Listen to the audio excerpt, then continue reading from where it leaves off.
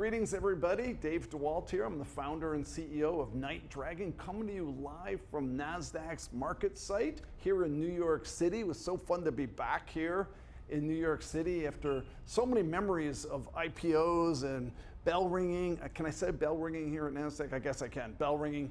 And it's wonderful to have NASDAQ host us again and have an opportunity to interview some amazing people. So this is a special live edition of NightVision, which is our content show here at NightDragon.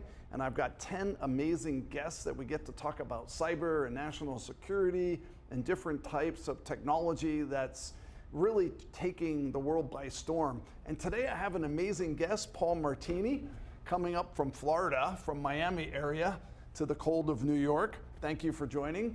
Paul is the CEO and founder of iboss. Gotta have a cool name when you have cyber companies, iboss. iboss is a very cool company. Paul, thank you for joining, and thank you for the long relationship we've had together with NightDragon and your company and all the success that you've had. Maybe take a minute and just talk about what iboss does for a minute. I won't do it justice like you could do it. So just tell everybody in a layman way what iboss does for a second, if you would. Yeah, definitely. Really great to be here, Dave. Yeah, so basically, I like the airport security checkpoint model. NIST, which is the standards for the US, describes it in the same way. In order to get to a plane, you have to cross a checkpoint. That's where they check your bags. They ensure that you don't have bombs or weapons that might cause harm to people. That same concept of a checkpoint applied to digital applications, services, and data, the things that you want to protect, is really important. And so that's really what iboss does, where you can think of us as a TSA checkpoint or an airport security checkpoint, but instead of protecting planes, we're protecting sensitive data and applications and services from ransomware attacks, data hijacking, and things of that nature. I also think of this as when you think about the cloud transformation, everything moving to the cloud, you use email like Microsoft Office 365 and things like that. We can't use firewalls and network infrastructure to protect those types of things anymore because people are everywhere and applications are everywhere. So we've moved that same type of security technology, the network security technology, to a SaaS-based, cloud-based solution. Very similar to what Netflix did to movies. We don't use DVD players, we stream movies. I'd like to think of this as streaming those types of security functions to all the users. That's a great example as well. I always talk about like the walls come crumbling down, so to speak. Post-COVID, we've really seen a change in how workers work at corporations and things. As a CEO of many companies, I used to build appliance after appliance after appliance, sitting behind an egress point, behind a firewall. Those walls and stacks have really changed now as people remote work, and now things are all in the cloud, and now all these edge services. Talk a little bit about the category for a minute. A lot of people know about SASE and SSE. Just talk a little bit about that category for a second. Yeah, it was brought up in the earlier, but SASE and Zero Trust are key components to any security strategy, including the US federal government and any government throughout the world. We do Zero Trust and SASE, which is all about access control. We believe that if you have tight access control to the things that you're trying to protect, if you get breached with ransomware, that ransomware is not going to spread and take down the entire organization. We saw those breaches recently with MGM, for example. This goes beyond identity. It goes beyond just authenticating a user. And I think that's one of the critical flaws today is we believe that if you authenticate a user and you give them a pass, they're free to do whatever they want on any of the systems. All it takes is one stolen credential, and the attackers will use that credential to completely crypto-lock the data or hijack the data without anybody seeing it. So SASE and Zero Trust are about continuous adaptive access controls so that we can continuously authorize and grant access to resources throughout the session. And I think that really is important because as soon as we detect that something's wrong, we can cut access or isolate access. So some of the types of things that we're doing as well is putting like a pane of glass in front of a resource so that if we see the risk is elevated, you now lose direct access to the information, and you're doing this behind a pane of glass to provide separation. Or in other cases, if your risk changes too much, we want to make sure that we completely cut access from all of the equivalent of all of the airplanes. We don't want you near those planes. You're not going to get past that airport security checkpoint. You're not going to get past us. Talk a little bit, if you would, about, you've done some really unique things where you've been able to service customers from what I think of almost as an enterprise of one to an enterprise of 1 million, right? So the largest government Department of Defense uses you as technology, but you also can sell all the way down to K through 12 schools and things. That is very unique. It's very hard to see companies who can scale from little companies to big companies so well. Talk a little bit about that and what you've designed into the product to make it so easy for small companies and the biggest of the big to use you. You know, that's the beauty of SaaS, is you can get technology that once is only available to ultra large organizations and make that same technology available to everyone, any organization of any size. Because we deliver the service from the cloud, these SASE capabilities and zero trust capabilities, and all of the complexity and all of the technology required to perform deep inspection of content for things like data loss, we can deliver that to an organization of 5 users, or we can deliver it to the Intels, the Exxons of the world that are spread all over the world, including areas like China, in Europe, in the Middle East. So this idea of delivering these types of capabilities through a SaaS-based offering is really what enables this. And particularly what I would also say is the way that we're delivering it. You know, today, and one of the things we thought was really important, the way we deliver our SASE and zero trust capabilities is through what we call a single service edge. And what that means is that when we deliver a data loss prevention capability or malware protection capability, it applies equally no matter what you're accessing. You know, a lot of our competitors, they see access to on-prem resources differently than access to cloud resources to SaaS applications, which means you can only provide different levels of protection depending on what you're accessing. By consolidating into a single service, what that means for us and our customers is that when you apply that security policy, it applies equally across the board. If I'm accessing something on-prem, I'm getting the same level of protection as something that's in the cloud. And that's really important because it provides the simplicity that's required to deliver these capabilities, even in the case where you're protecting students or others in smaller organizations.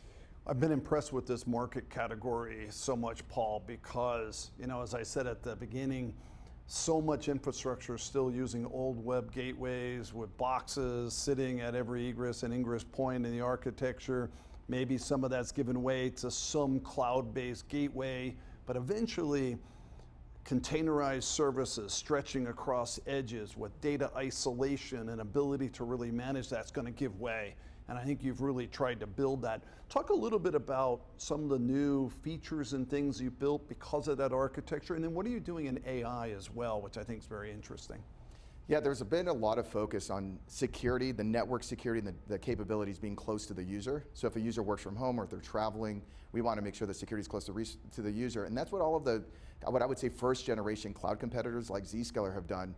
What we've done is said it's important to be close to the user in terms of security, but you also want to be close to the resource. You want to be close to the thing you're protecting. If I have a cloud workload, I want the security to be close to that workload as well. If I have something inside a data center, I want to make sure that the security is close to there as well. So this idea of stretching a SASE edge so that you have security both close to the user and close to the resource means faster connections, lower latency, more productivity, and also making sure that the access control is very tight, because the front gate to those resources is very close to those resources and nothing can get to them without going through us.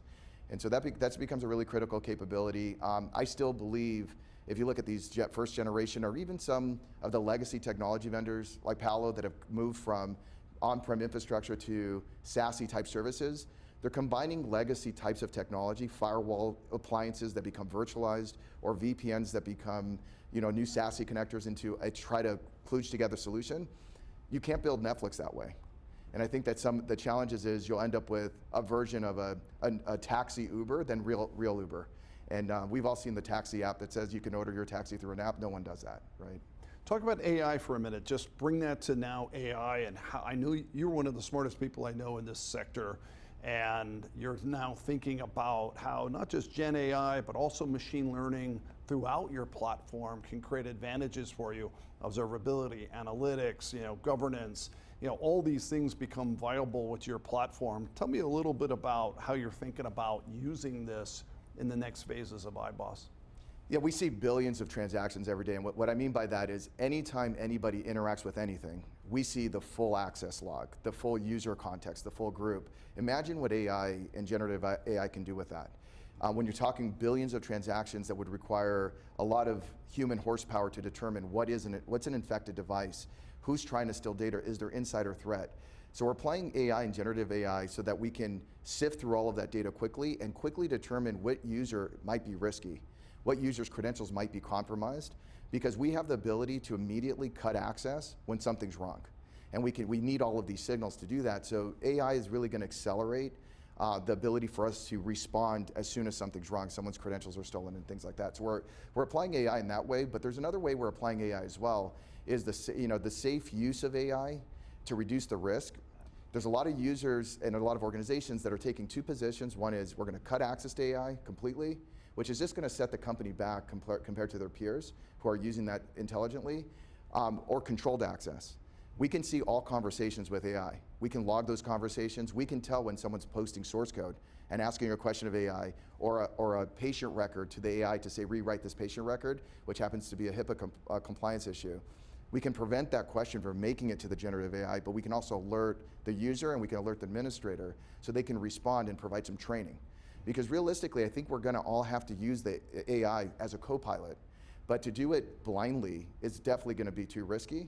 To do it in a monitored and controlled way means that all organizations can remain in compliance and also teach people how to do this the right way without compromising, sensitive information and things of that nature. Last question for you. Here we are at NASDAQ, right? We're at the market site. Talk a little bit about what you see for the vision of iboss. You have come a long way building this company. Now thousands of customers, hundreds of employees, road to 100 million, you're heading in that direction. I mean, what do you want to see iboss be in the next couple of years? Yeah, we started roughly around the same time as Zscaler, and we think that overall business health and growth is really important. What we're really proud about is we're hitting that rule of 40. We're growing intelligently, we're getting the biggest and largest logos in the world, but most importantly, we have happy customers. We're the highest rated SSE platform on Gartner Peer Insights. We're now ranking 4.8 out of 5.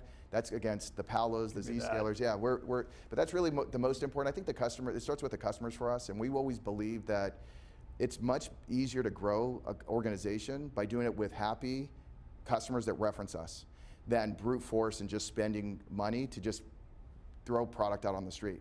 And that's actually what we're seeing. I mean, we just had a really nice write-up from Panera Bread that described the rollout to all of their stores and what it's done for them.